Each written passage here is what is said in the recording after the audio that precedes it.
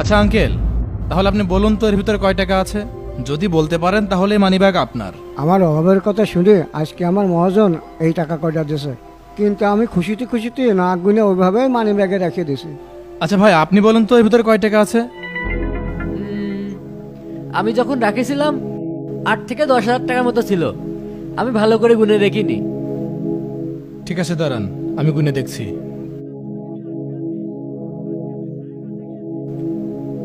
আপনি ঠিক বলেছেন, এখানে 9,000 টাকা আছে। দেখলেন তো ভাই, আমি আগেই বলেছিলাম এই মানি ব্যাগ আমার। এই বুড়ো মিথ্যা কথা বলছে।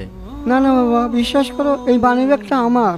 বাবা, এই টাকা কটা যদি আজ বাড়ি না নিয়ে যায়, আমার বাড়ির লোকজন খুব কষ্ট পাবে। ও বাবা, আমার বাঁচাও বাবা। আঙ্কেল থামেন থামেন, এই ভাই মানি ব্যাগ দেন তো আমার। এক মিনিট। আচ্ছা চাচা, এই মানিব্যাগের ভিতর কি এমন কোনো কিছু আছে যা প্রমাণ করে এটা আপনারই মানিব্যাগ?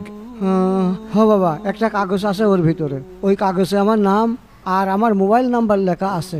আচ্ছা দাঁড়ান দেখছি। এই যে আপনার নাম আর মোবাইল নাম্বার লেখা আছে এখানে, কিন্তু এটা আপনি আমাকে আগে বললেন না কেন? বাবা, আমি ব্রেন স্ট্রোকের রোগী, আমার সব কিছু খেয়াল থাকে না বাবা। আসলে ভাই, আসলে এরকম মানি ব্যাগ আমারও একটা ছিল, তাই আর কি একটু ভুল বোঝাবুঝি হয়ে গেছে। ভাই থামেন, আর কত মিথ্যে কথা বলবেন? আপনার লজ্জা লাগে না?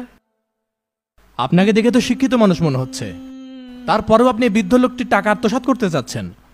এই সামান্য কিছু টাকার জন্য এত নিচে নামতে পারলেন?